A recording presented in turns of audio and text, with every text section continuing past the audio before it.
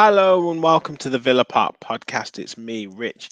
Kev will be joining us very, very shortly. I'm not sure where he is. Apologies that we are slightly later than advertised. Just a few bits and bobs to sort out. But we're here to review Aston Villa 1, West Ham 1, and also Aston Villa Women 2, West Ham Women 1. So yeah, lots to get on. Lots to get on with, lots to go through.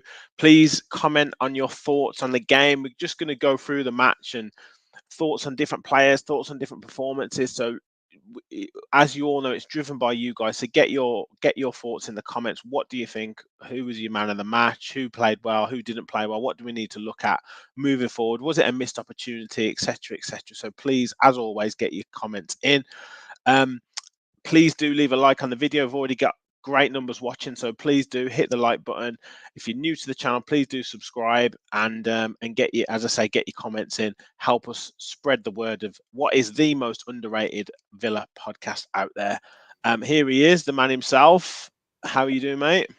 Mate, you'll be proud of me tonight. I'm sure all our listeners will as well. I got back from football. My boiler's packed up, so I'm glad you pushed it back to 9:45 because I was in the loft, basically trying to reset the water pressure. No idea what I'm doing, but I've had a shower. I'm all clean. So yeah. And it wasn't cold. No, it wasn't. I nearly did a cold while I did this morning, but it's all right in the mornings, but not at night time. No. So yeah, all ready to go, mate, to talk about what I see as a bit of a missed opportunity, if I'm honest, at the weekend. Yeah, well, we'll get into it. I know you were at the game. You had to sit on your hands after, what was a great move for Watkins' goal, and I guess also when the frustration was flowing through with certain moves breaking down and passes being given away. So we'll get into that. And also, you quite rightly, mate, wanted to highlight the Villa women as well. So let's get that. Let's do that first because we always leave them to the end. But yeah. Obviously getting a great win in the capital against West Ham, but unfortunately the men's team couldn't make it a double, but great win nonetheless for the women. Yeah, and I don't know if you've seen Rachel Daly's goal, but absolutely cracking. Awesome, yeah. On the spin, smashed it in, and that is just, I mean, they're now like fifth in the league, Villa's women. But I mean, it's absolutely fantastic considering where they were last season. 26 points, so they're 6 points clear now, sixth spot. And only, I mean, there's such an established set of teams in the Women's Super League, Chelsea, Man United, Man City, Arsenal. For Villa's women to be only 6 points behind, fourth spot.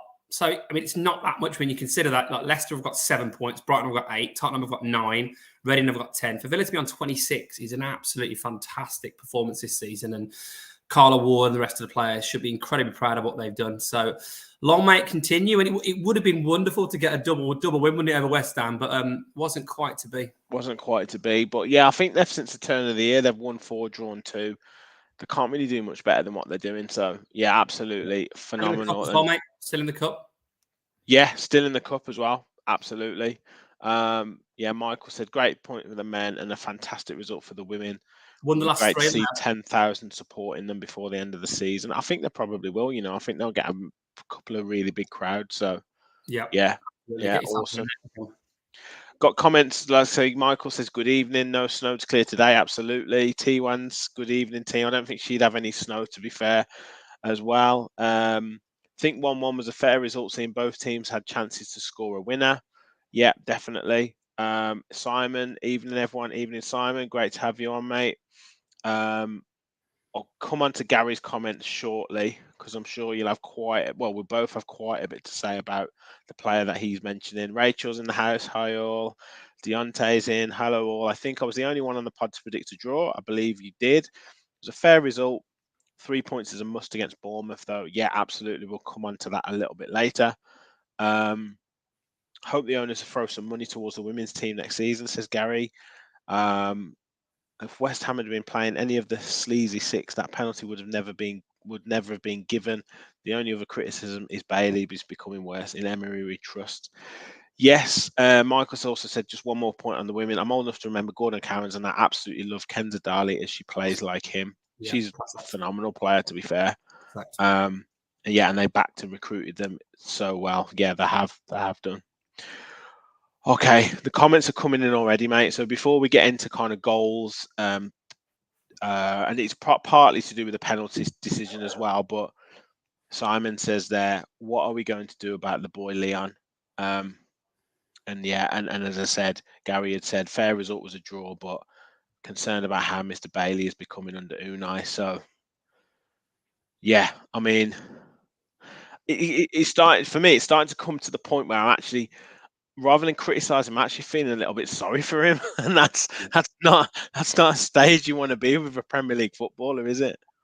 I've got no sympathy for him at all. He's paid a ridiculous amount of cash each week, and I mean, it's his job, isn't it? I mean, no one wants a player to get. He's not getting booed by the fans. He's not, he could be getting a lot more grief than he is potentially. I just think it's a classic case of someone thinking they're better than they are. Now, people are going to say, some people sound crazy for saying that because he lit with the Bundesliga at times and he's very highly rated. Loads of teams are after him and it's his first season and a lot of players take a bit of time to adapt to the Premier League, blah, blah, blah. I'll tell you the issue I've got is that he's just a liability. He'll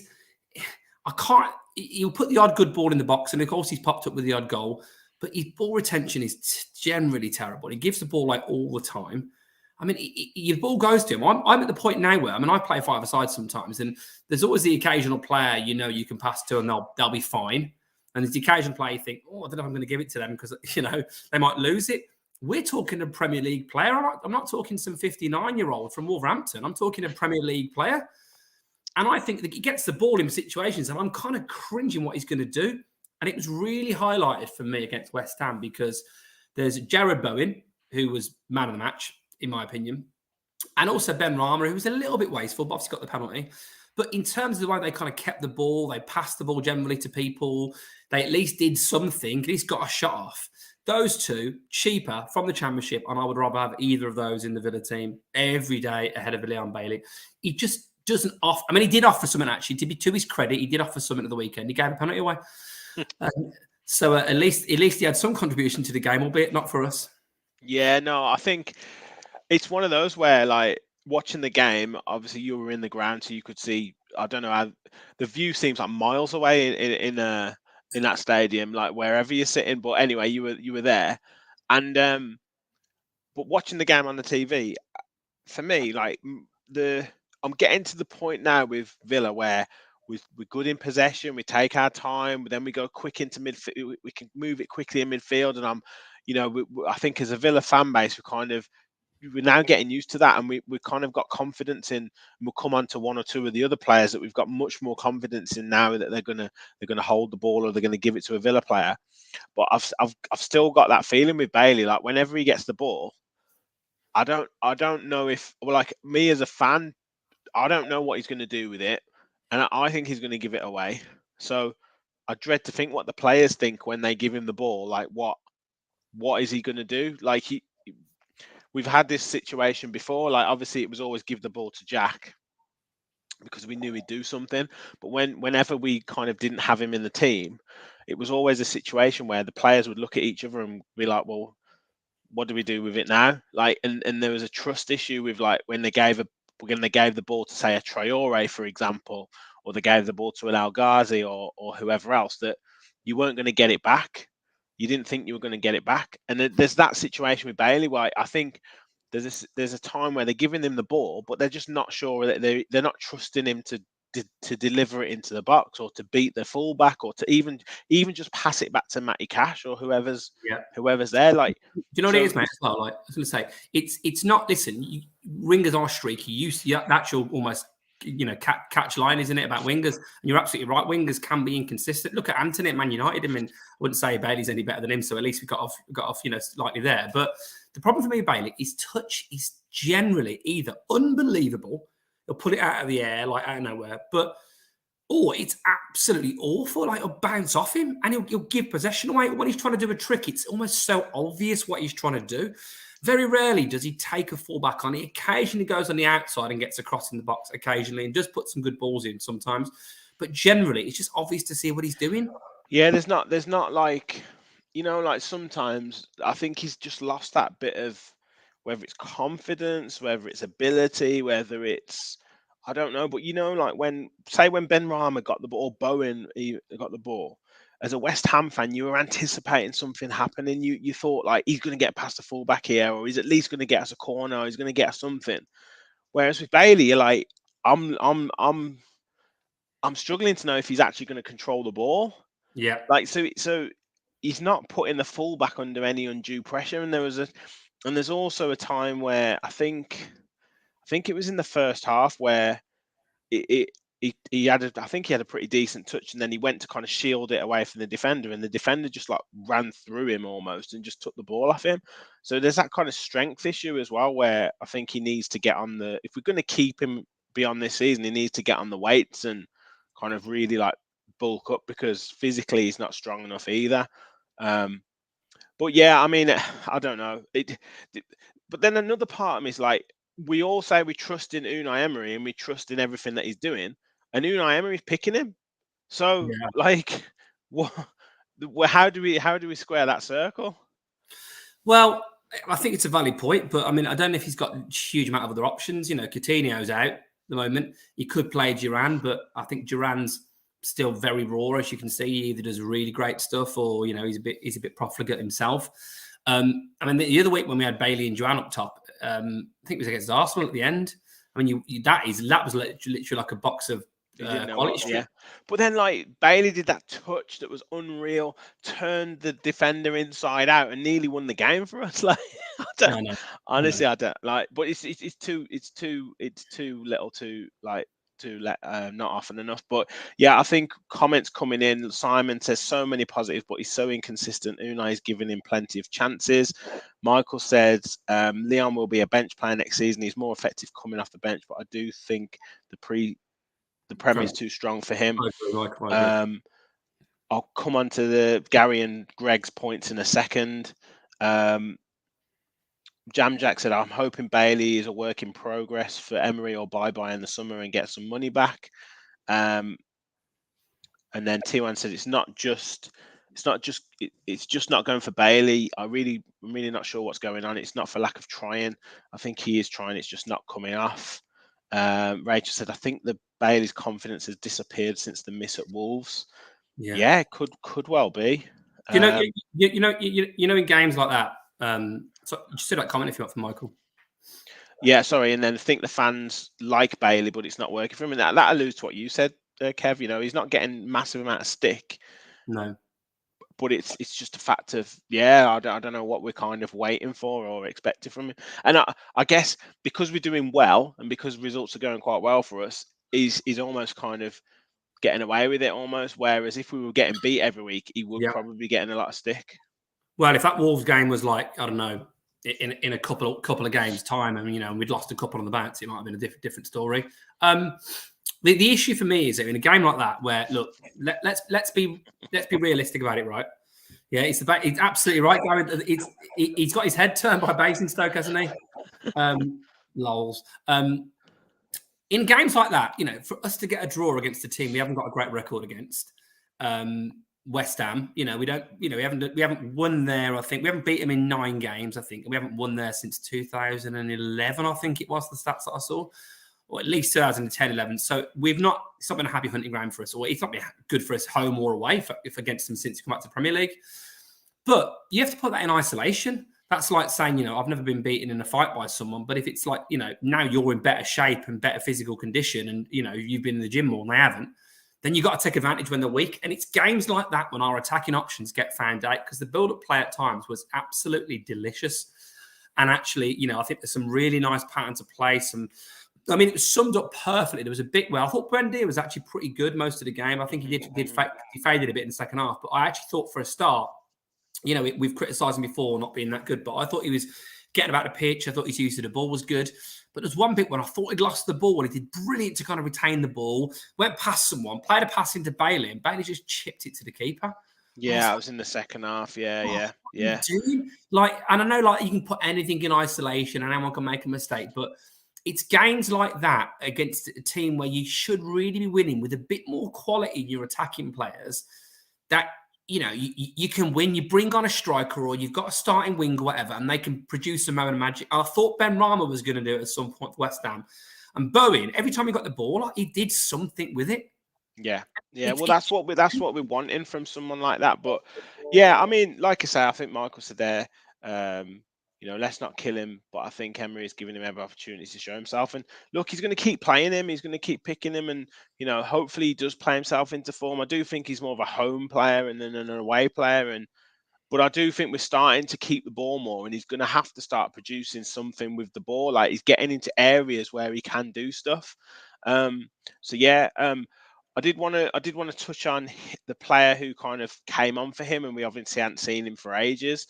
Um, Greg says, "Evening, chaps. Is it just me who can't get over Bertie's new look? Hopefully, we get a new signing effect from him." And there, Gary says, "Now Bertie is fit. Surely he will start from now on. Bailey is a sub from now on." Few other comments about Traore. T1 says not much better either. He frustrated me the whole time he was on the field with his end product, half dozen and six. Really, yeah. I mean, what do you think about that? Because, like Greg said there, we played inverted right winger yesterday, and it really didn't work as the right back didn't get forward enough, and both Bailey and Bert are both so left footed. It's too easy to defend against. Need to swap wings at times.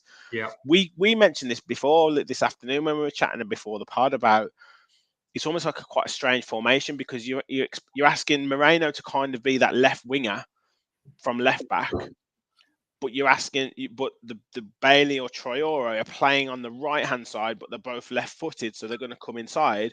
But then he's not really asking Cash to do the overlapping job. yeah. So we're a little bit lopsided. Yeah, I do think that Bailey and Traore, they are both incredibly left-footed, and that is an issue. The thing is, look, listen, you can definitely get recency bias, can't you? So you can forget, maybe Alexander Tanev wasn't that bad, and Yeah, Bosco Balaban was all right in the brief spell that he had. Kareem Al Ahmadi was all right when he played. Remember Michael Bradley? He was all right, wasn't he? Like you can always think these things, and then the latest one you've got, he's terrible. And we use such grand language sometimes to describe things that patently aren't true. But I do feel that if I think that like Bailey is a 4 or 5 out of 10, that I think Traore is probably a 5, 6 out of 10. I just think he retains the ball better for me. That's one thing I'll say. I think his touch is better. I don't often, and maybe this is from memory, maybe someone will put me wrong in the comments, but I don't seem to think he gives it away. Like he might do not the best cross into the box, but I don't think he's giving it away. He seems to keep it pretty well and keep away from defenders pretty well. Good touch, and he is a clever footballer going forward. He is really clever footballer. Like if you look at some of the finishes, you look at some of the passes that he can produce. Like the vision he's got is brilliant. The problem with him is that he switches off the other direction. He switches off at the back, and he almost let Ben Rama through by just not tracking the runner. And I know Bailey gave away a penalty. I don't think it was a penalty at all. But I do think, to his credit, he does do a job going the other way. He might not be the best at defending, but he does do a job going the other way, and he works hard for the team. Obviously, a reason why Emery picks him. So yeah, it's one of those. Like at the end of the day, you want him to be doing stuff going forward. Like you'll sacrifice that if he does stuff going forward, and he isn't doing that at the moment. But I just wouldn't trust Traore now starting him because we're coming up against a fairly physical side in Bournemouth, playing well, got pacey wide men. I just wouldn't fancy Traore to do anything like the defensive job that he would need to do. Yeah, well, this is the thing with both. I think both of them at times. I know Bailey gets back a bit, but I think that his work rate at times, I don't see him pressing as well as maybe that's the system that Emery's playing. Pressing less, but I just think back to that Arsenal 4th goal when he. Yeah, I was going to say that, but yeah, I agree on that sense. Like 98th minute, like what you're doing, but I do think as a general rule, he does more of the defensive duty, and he doesn't necessarily switch off as much as that. What about like Greg said there, problem with Troy, he's got no concept of how to defend. He's clearly never had to because his position of football intelligence defensive wise is of a 5-year-old. Also, Simon says Tonev is starting to feel better about Bailey now. I know. Yeah, I know. I could pick some more out if you want me to. Remember Nicholas Hellenius? Remember him? He lost his shorts. Yeah. Yeah. We thought we were getting all these star players from Europe, and we didn't, did we? No, the thing about it, I think that sums him up perfectly. He does remind me of there's a really talented player when I watch my lad play like under nines football. That 1 minute will like do an amazing turn, smash it in the top corner. The next minute will kick it the wrong way accidentally. Like it does feel like he's just learning how to play football. It's crazy, really. Clearly got talent, clearly got ability on the ball, but I just don't think he's anywhere near reliable enough. Now, your argument is that he's the more reliable of him and Traore against a team that maybe will be fairly hard working. I wonder whether there might be an alternative option if it's not Duran. There's been talk about playing Moreno and Dino at the same time, hasn't there? Yeah, in terms of, that could be a shout. Yeah, or playing Cash and Young. I don't know, but I think yeah. Well, I mean, let me ask you a question. Let me ask everyone a question in the comments, right? If you were going to have a wide right player, and I appreciate we generally play Watkins and Bailey, but let's say if it was an option of Bailey, Traore, or Ashley Young playing that wide right role right now, what does everyone think? What do you think, mate? First of all, I think when Ashley Young came on, he probably knocked in the best cross of the whole game. Other than Moreno, other than Moreno's goal, like that the cross that he put in was unreal, and that was after he just came on. So yeah, I think you'd probably say Ashley Young, to be honest, because you've got the game intelligence, you've got the fitness, and you've got you've got the possession that he can keep the ball. He would. So it's and then you'd also have a situation where you could bring a Bailey or a Traore off the bench with 20 minutes to go when that wide defender is a little bit tired or kind of one of those players is raring to go, because we've still, I think like you say, Buendia was better starting this week, but we still kind of have that situation where some of the players are better coming off the bench with 20 minutes to go. Rather than actually starting the game. Yeah, I know. Or maybe we can petition the Premier League to make games only go from 70 to 90 minutes. Yeah, I know. But yeah, Michael agrees with you, mate. He says Ashley Young. Simon says Moreno and Dean is an option. Alan Jones says he wishes Young was 10 years younger. Yeah. Duncan says Dini can play left midfield, could play McGinn at right mid, to be fair, when Kamara's back. Well, I was going to say that actually, I think as an option, if Dendoncker was fit, potentially, because I thought Chambers was poor when he came on, looked like so off the pace. If Dendoncker was fit, you could play Dendoncker next to Louise, and you could play John McGinn. John McGinn, he's left-footed. Coming in, yeah, because he's playing like an inverted anyway. But yeah, let's talk McGinn. Let's talk McGinn, because one thing here, Greg said Emery's system doesn't really use the fullbacks the same. That's why Moreno is so free to attack, and why we aren't seeing the right back going on the same. Won't fit every game though, and need a plan B. Yeah. And Rachel said right now Young, but it's not a long-term solution. Yeah, we'll have to get that part right for the summer. I'm sure it's a priority. But yeah, talking of really good performances, and a player who seems to have again found a new lease of life under Unai Emery is John McGinn, and he's looking lean, he's looking mean, his passing's sharper, he's running past players. He played two different positions yesterday in terms of just in front of the back four and then moving further forward as the game went on. Mate, he was just all over yesterday, wasn't he? Yeah, well, it's funny, I saw a little on this day video today from, I think it was 4 years back, when we beat Forest 3-1 in the Championship. And he scored those two great goals. He turned Jack Cole back and then smashed it in the near post, and then a left foot pinger from 25 yards for the second goal. And that marauding, swashbuckling John McGinn, full of energy, taking on all comers. I feel like he's back. He was great on Sunday. I forgot what day it was. Yeah, and he was like, I don't know, he seems to have he's not going to be a captain who shouts, and obviously you could hear Mings, telling people he's got that bellowing, good, and well done and that. But McGinn seems to have that fire in his belly again, to be that kind of captain who leads by example on the pitch. And what I obviously tweeted out earlier, that what I like about him, what I like about how he's reacted to Emery and maybe the coaching from Emery, maybe the system, is that under Smith and under Gerrard, he was giving the ball away all the time. And part of the giving the ball away is obviously a part of the giving the ball away is the player on the ball, but he also has to have options to be able to pass to. And if he's only got one option, Yeah, that's easy to defend against because obviously the opposition know where he's going to go. But at the yeah, moment, because we're playing all these intricate passes in midfield, and players are moving, and we can play it back, and we can play it left, right, forwards. He's he's got 3 or 4 options every time he's on the ball, so it yeah, just makes it much easier. He's got more time to kind of pick his like take a touch and pick his pass, and obviously then that's a self-fulfilling prophecy then, because he becomes more confident on the ball. yeah, He then wants to run with it. He's then got options to run past someone because they don't know whether he's going to pass it or run with it, and then it just leads to a better player. Now, there's 2 things I'd like him to do a little bit better, and I don't know whether it was partly to do with the surface, but I feel like sometimes his first touch is stuck under his feet, and then he has to have another touch to kind of get him on yeah. the Know what you move. mean? So I'd like him to kind of get that first touch a bit better.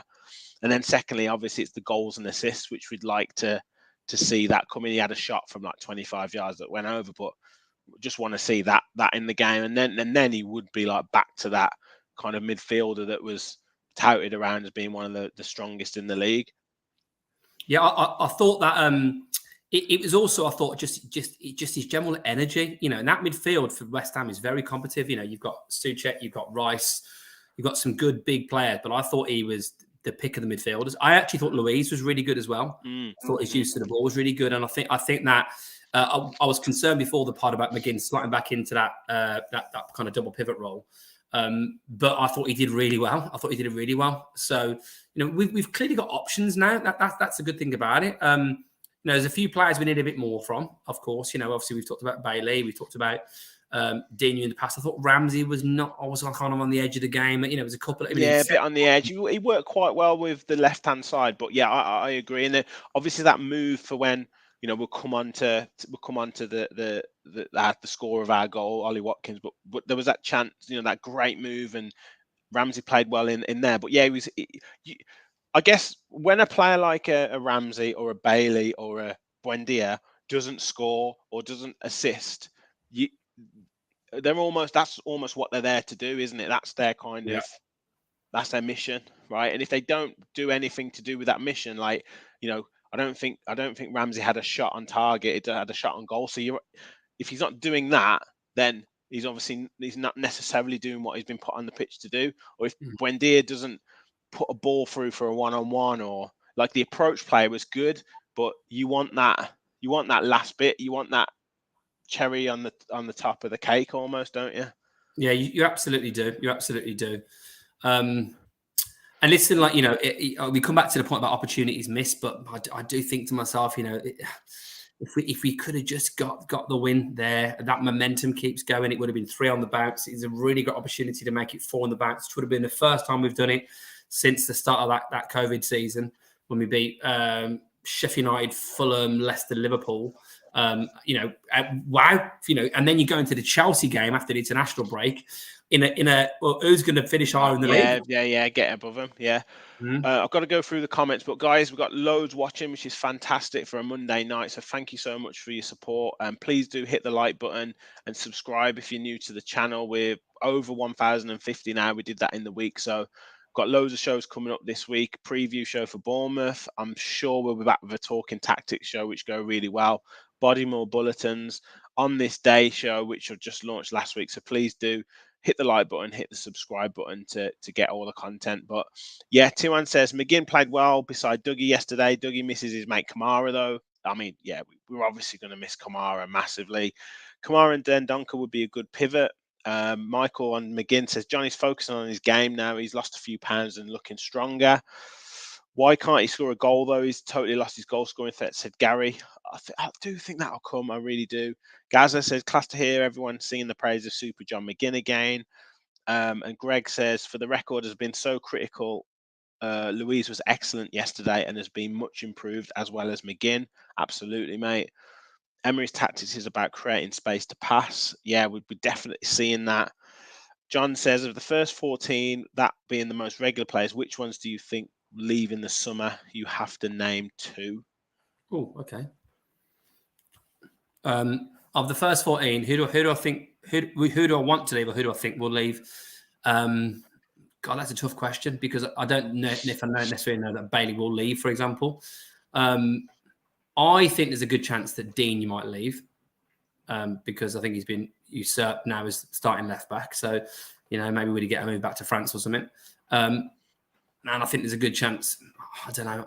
I can see maybe Bailey leaving. I can see maybe there'd been a situation where they think it hasn't worked out. We bring in another wide player, then all of a sudden he's starting even less, isn't he? So yeah, those 2 I think he'd be unlikely. I know Martinez has been linked. If a big money move might come in, big offer might come off Martinez, that could happen. But I can't see your Conzers, your Mings, your Watkins, your Louises. I can't see that. Someone might come in for Louise again. That happened.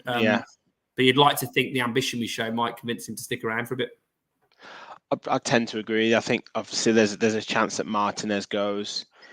There's a chance that maybe Matty Cash goes, but it depends on who he brings in, and does Cash then fight for his place? Bailey, I think, does go. So that would probably be and possibly Luca Dean if he doesn't want to kind of fight for his place. But it's almost like it's like get 60 minutes out of Moreno and then bring Dean on, or vice versa. So yeah, because that's the main attacking threat almost. It's kind of been quite a regular substitution for him. So yeah, it's a difficult, because do you know what the weird thing is we said like about, I don't know, 6 weeks ago, Emery probably only keeps like 2 of these players out of the squad, and now we're like, because they're being coached so well and they're playing so well at the moment, it's like actually you'll probably keep most of them. It's a strange one.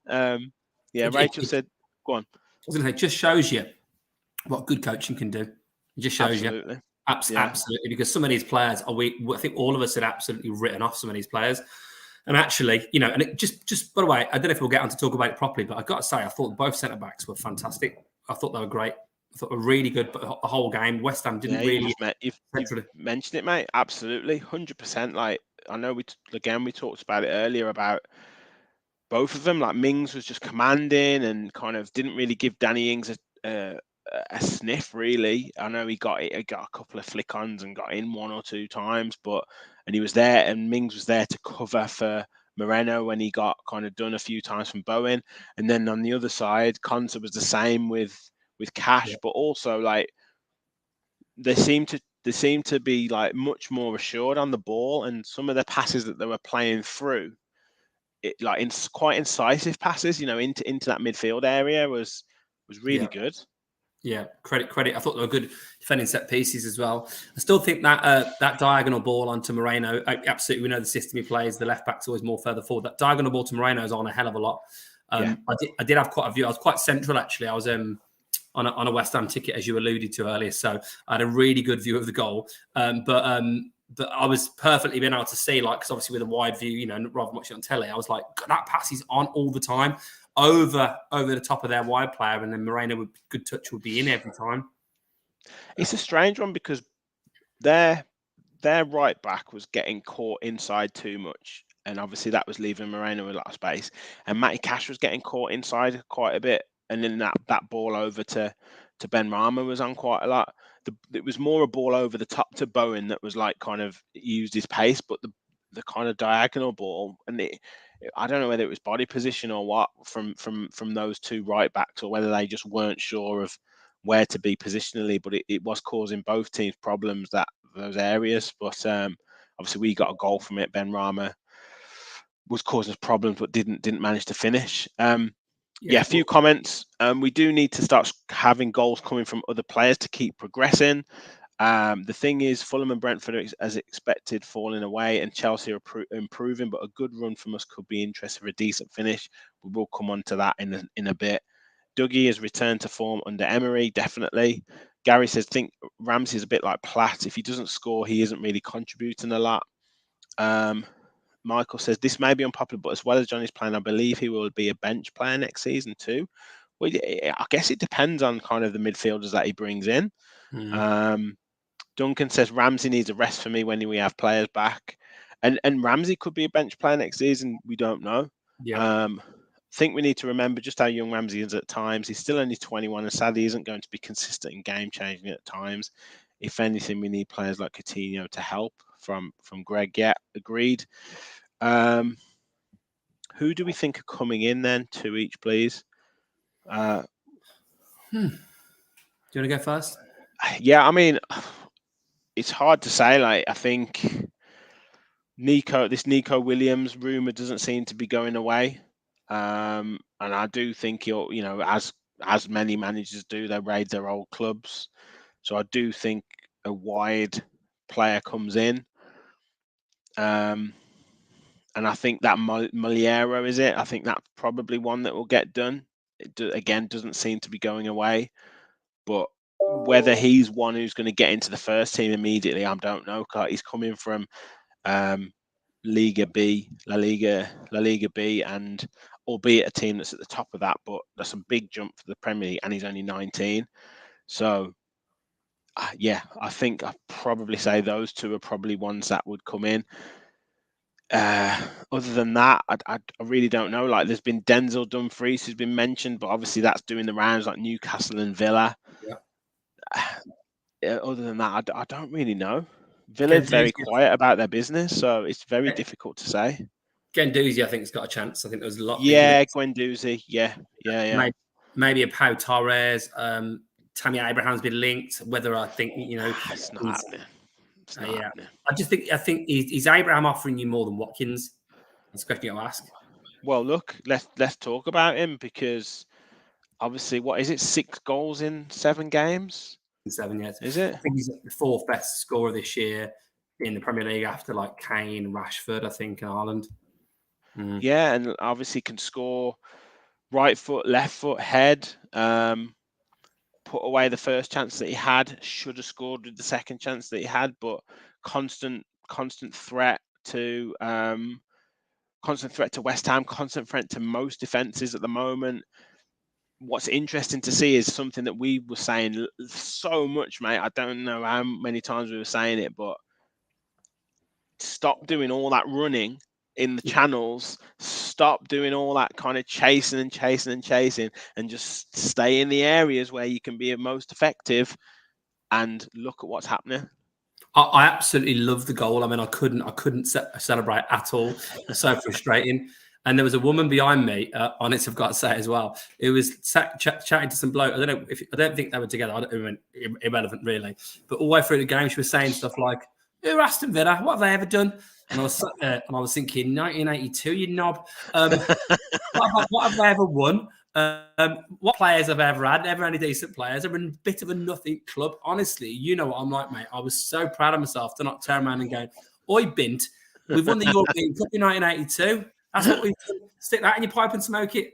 But I didn't. But anyway, I've said it now in this podcast. So if she is watching, it was Make just. Sure you subscribe. Of course, you subscribe. If you are watching, like and subscribe. I had a great view of the goal. It was brilliant. And I mean, the cross from Reina was delicious. And I was going, like literally, when you're going, come on, Eddie. And I didn't want to would have seen me around me. But when it went in, I was so proud. It was a great goal. Obviously, a nice pass out wide from Louise, wasn't it? Great crossing. And their right back, Kira, is actually a centre half by trade. So I think he's definitely gettable at. And it makes me think, actually, if you had a real quality wide player, a Nico Williams or, someone like that, whatever, a decent Bailey on form, you really could have got at their fullbacks properly. But it was just a great goal. And Watkins, I mean, hasn't taken, obviously, the disappointment of not scoring in the game before too much. Should have had a second goal. I looked at it back, and to be fair, it came in him quite quick. And I think, he diverted it. Yeah, he did what he could with the shot. And the keeper did quite well to anticipate where it was going to go. So I think he would look at himself and say he should have scored it. But look, he gets it on target. He's a decent contact on it. He probably gets too good a contact on it, if you like. You Yeah, he does. almost want it to slice off your Yeah. instep and just go in that corner, like Yeah. glance it. It's almost want it to do that. But Gary's made a point that the next step is for him to get 2 or 3 in a game to win games outright, and that's the next step. It's great scoring in consecutive games, but as Rachel pointed out before, we haven't really got enough players who contribute to goals anyway. So we need him to kind of chip in with like 2 in a game, or or even a hat trick. But we'll settle for 2 first. He's got an opportunity now to really get up the scoring charts because he's on 9 goals now, and let's be clear, like most of them have come this year. So if he keeps this run going, he's on level with Foden and Maddison. He's only 1 behind Rodrigo, Odegaard, and Saka, 2 behind Almiron, Mitrovic, Salah. And then you've got literally the top 5 of Martinelli's on 12. So he's only three goals off being the 5th best scorer in the league. I just, I just love to see him keep going. Why couldn't he be behind Haaland and Kane? There's absolutely no reason why not. Does he force his way into the England squad?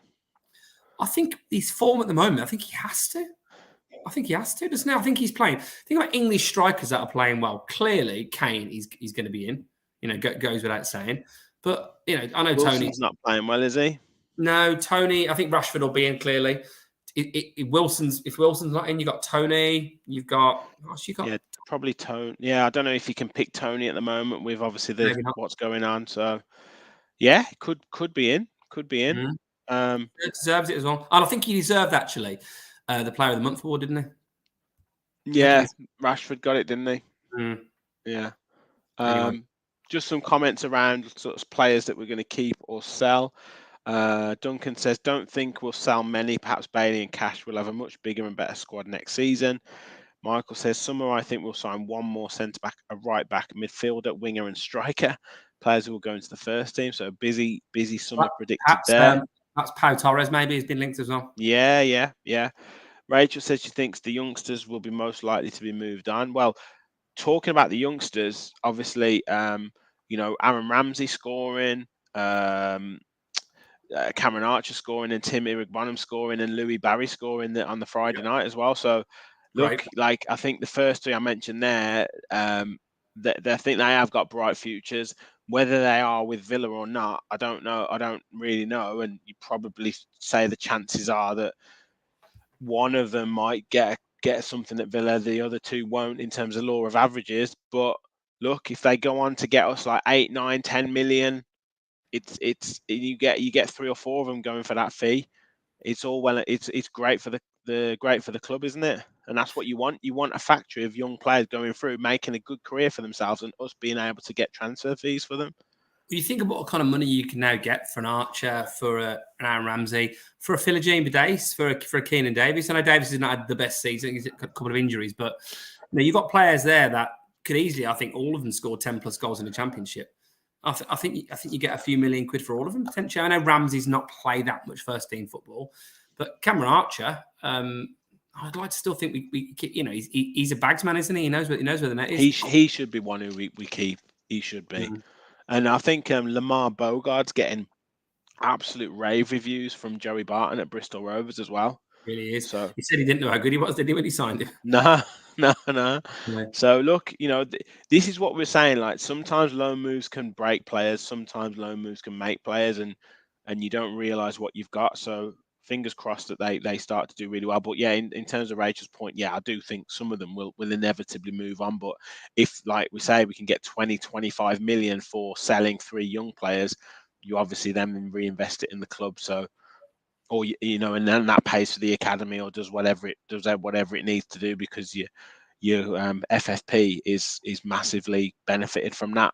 You've got to reinvest it properly, haven't you? Because the guy I was with, big West Ham fan, mate, was talking about Rice and, what do you do with the money if you sell him? And I said, well, listen, look what Spurs did with the Bale money, not a fat lot. They bought like 9 players, didn't they? Not that many of them worked out. And then I was thinking, hang on a minute, we got 100 million for Grealish and we bought Danny Ings, who's now playing for you. For them, Bailey, who I seem to talk about more than I talk about my own kids. As a negative. Buendia. And Emi Buendia, who's, not been hot and cold. Bit hot and cold. So it's all what you spend your money on, isn't it? Yeah, absolutely. Simon said, I was surprised Mings wasn't blamed for the match of the day debacle by the media or by Villa fans, to be fair. Gary said, I thought Tony Gale was annoying when he said he doesn't see where we have improved under Emery as he is a fan of Gerrard. I was actually watching that stream and yeah, I couldn't believe that I had Tony Gale on. Like, we're talking about impartiality here. Like, he certainly wasn't impartial as a co-commentator. And yeah, No. he was like, they said, "Oh, Villa improved under Unai Emery," and he was like, "Well, the results would suggest they have, but I like Steven Gerrard." I mean, it's what a ridiculous thing to say. I actually was sat just above Tony Gale. I had to walk past where he was sat. And I did hear that he said that comment. I mean, let's talk about it for a second, right? What a ridiculous thing to say. You know, we were looking like we were The going to go results down. would suggest, and like all he was doing was talk about how like West Ham needs to get in behind and West Ham needs to do this.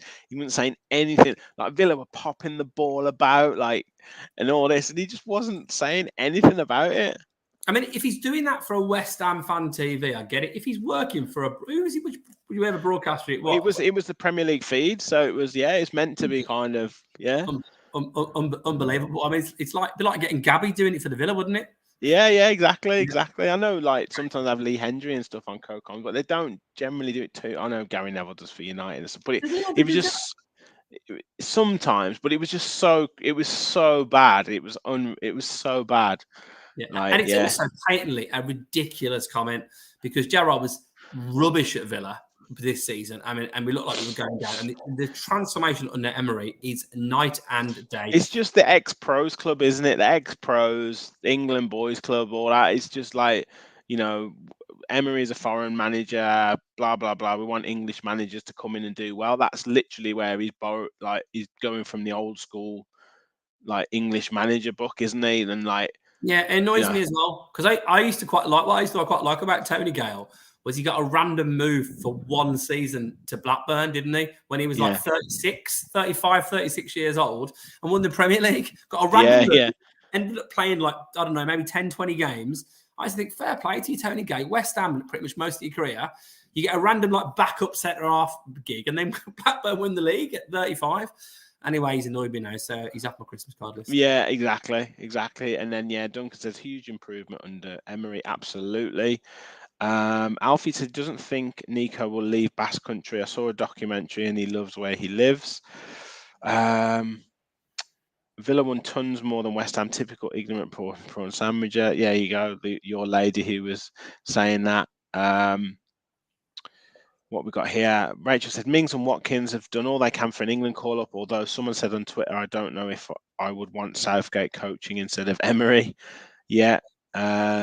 Timmy Bonham from Matt C said has to be on the bench next season. Yep, sure. I sure think so.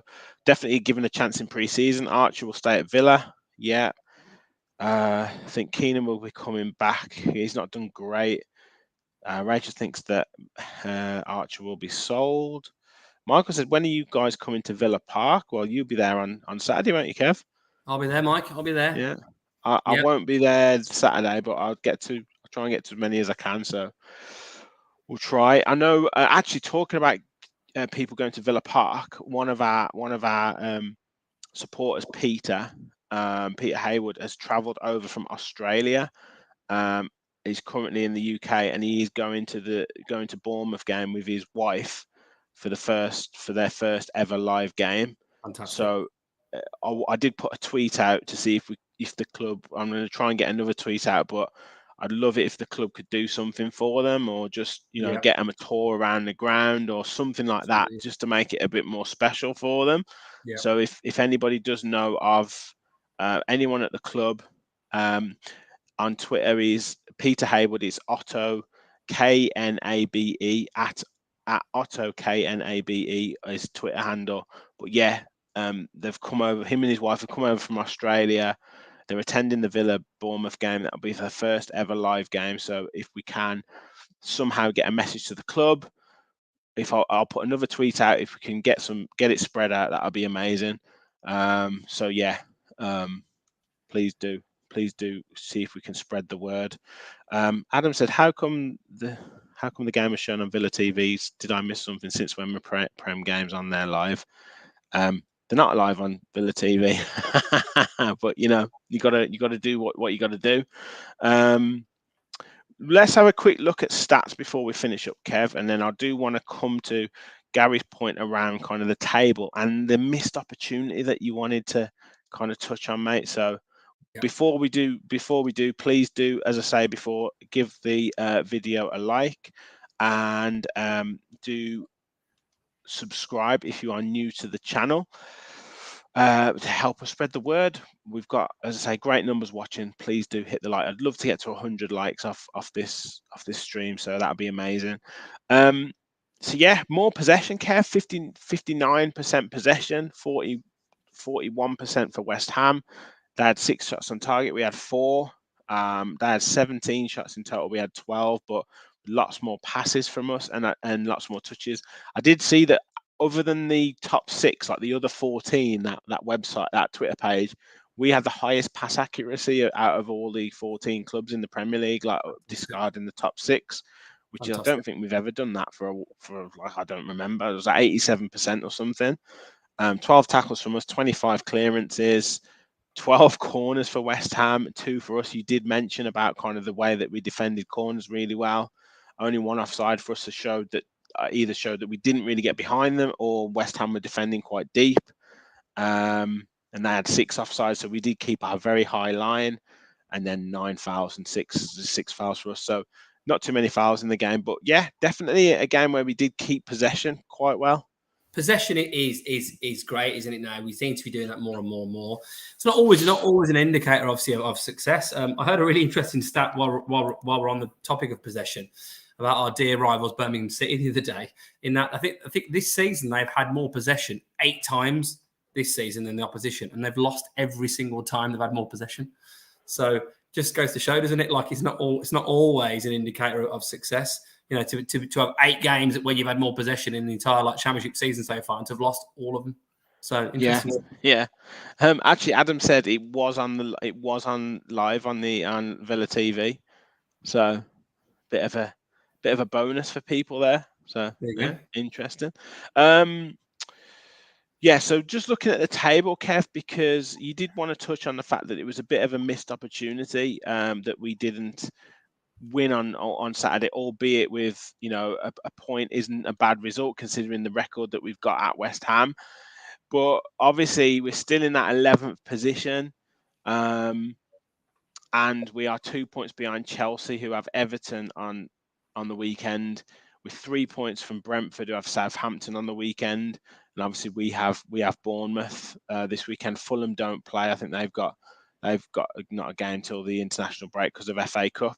So a chance to close the gap on 1 or 2 teams above us, but that goal difference as well is playing a part. And yeah, when you look at the table like that and see us in 11th position, if we've got any designs on trying to push, trying to challenge for the Conference League or whatever it is, that not getting that win yesterday does hurt our chances a little bit. Do you think in I don't know, like 150 years, when like the aliens come, the aliens come and like with their spaceships, and you know we're in like this dystopian future, nuclear barren wasteland, I think Villa will still be 11th?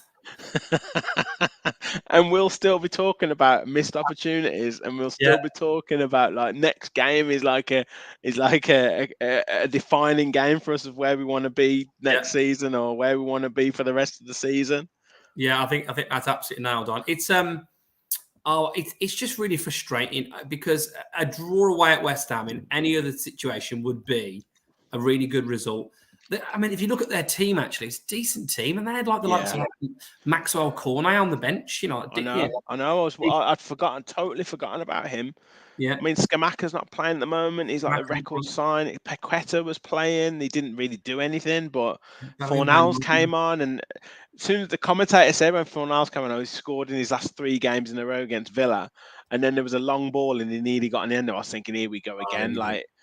But yeah. It's a decent team. We've got a terrible record against them, and it says a lot about the progression under Emery. That I'm disappointed we didn't take 3 points, but I think you've got to look at it as probably a good point when you consider that we had that mini slump. Brentford lost. We had an opportunity to get. If we'd have won, we would have been a point off Brentford.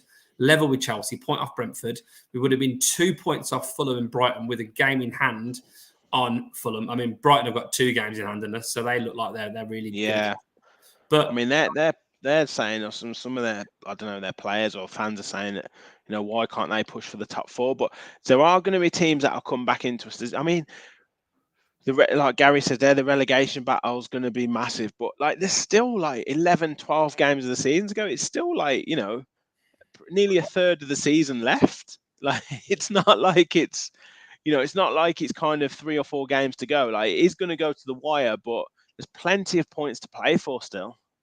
Yeah, absolutely, and I'd like to think as well, like when you look at the fixtures, I know like it's easy to have kind of rose-tinted glasses, right? But we've got Bournemouth at home. I mean, Chelsea away won't be easy. Leicester away, you'd think the form Leicester are in, you've got to fancy your chances. Then Forest at home, then Newcastle at home, then Brentford away, then Fulham at home. I mean, that's not a bad run of games, is it?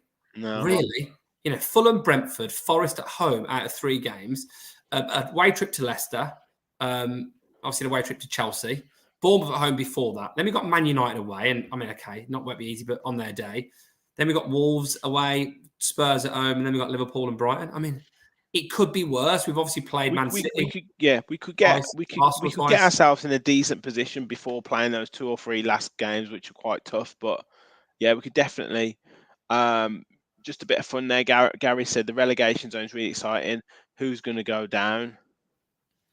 Well, do you know what? I'm living for this relegation dogfight of the Premier League right now. I think Netflix needs to do a documentary about it because it's just brilliant. Like, actually, like it just changes all the time. I really hope it's this close going into the last game of the season. Southampton got a really valuable point. I mean, obviously, Casemiro got sent off, so I might be ruining that.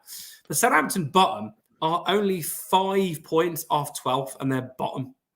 Yeah, I mean, like, if you're looking at teams that are dropping like a stone, it's like Palace, Forest, and Leicester. They seem to be the ones that are like Leicester have lost their last 4 in a row. Palace have drawn 3 and then lost the last 2.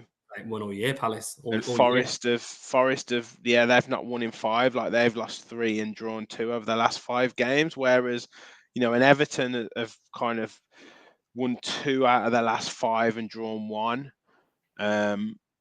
West Ham aren't on good form either. They've won 1 and drawn 2 of the last 5. Where it's so difficult. Like, Leeds in there as well. I think Leeds are down. I think Leeds will go down. I think Forest are in trouble. It's tough to call on it. It's tough to call. Yeah, it's so difficult. I don't think Southampton will get out of it. Well, I thought Southampton, Bournemouth, and Everton were nailed on, but I think under Dyche, I thought Everton will stay up now. Yeah, Everton will stay up. Just get those 1-0 wins, not against the Villa, of course, Sean, but gets those 1-0 wins. At home, and he's done it 3 times now. It's brilliant. Southampton have got 7 points out of the last 12. 2 wins and a draw out of the last 4. So they're. But I don't know. I think there's a lot of poor teams. I do think the likes of a West Ham, a Leicester, a Wolves are too good. Palace could really. Palace is struggling. Palace can't score goals. Yeah, it's like I think I can still see Leicester putting like 2 wins at back to back. Yeah, and I can obviously Everton's home form will still do them good. Yeah, Leicester beat Villa and Spurs by 4. Scored 4 goals against both those decent teams, 2 games in a row. So I think that they'll have enough eventually. Once you're down there, who knows? Get an injury, but my pick would probably be at the moment Southampton. I think the bottom 3 at the moment probably will go. Southampton, Leeds, Bournemouth. Yeah. I can't see anything because I mean Palace, if they win a game 1-0, win a couple of games 1-0, takes them to 33 points. Did you hear that stat about Palace? Yeah, they haven't had a shot on target for like 3 games or something. Yeah, it's a record 3 since I think the stats began. No team's gone 3 games in a row in the Premier League and not had a shot on target. I mean, absolutely dog shit, isn't it? Terrible. Yeah, there you go. Gary said it there. Yeah. We've got what? So Duncan said Southampton, Bournemouth, West Ham, or Wolves. Who else said? Simon said Southampton, Forest, and Leeds. Duncan says Wolves are in trouble too. Yeah, it's going to be difficult. Michael says disrespect from London clubs towards Villa. Yeah, we've never done that well in London. I mean, I think we're kind of arresting that a little bit nowadays. But yeah. Anything else you wanted to cover, mate, off the back of the game yesterday? Can I have a chat about Leon Bailey, maybe? I know we haven't really talked about him a lot. No, that's all right. No, mate, I think we've done it. And let's end it on a positive note. We've had a couple of good wins with clean sheets, and then we've had what was quite a dodgy penalty. We can briefly touch on the fact that if that was a penalty, then was the Buendia one with Rice not as much of a penalty? I know it'd be soft as well, but it's if you're gonna have a dodgy decision, and a point away at West Ham, and we're disappointed about that point away at West Ham, I think is a really good sign. Absolutely, and we back it up with a victory against Bournemouth on Saturday, and it's really good form going into the international break. So, but it'd be classic Villa. Oh, mate, yeah, I don't want to. We'll get into it in the preview later on this week, but yeah, let's make sure we're ending on a high because, like you say, good result, decent form, 7 points out of the last 3. Villa women flying high, mate. It's all good. Youngsters winning, yeah, through to the final of the Premier League Cup in the under-18s. Everything's going well. And the on-loan players as well, like scoring goals. On-loan players flying, mate. So, look, everything's rosy at the Villa at the moment. We're marching on under Super Unai Emery. Yeah, brilliant stuff. Up the Villa women. And as always, thank you, all of you, for watching. Thanks for all your comments. And please remember, we'll follow the Villa. Thanks all.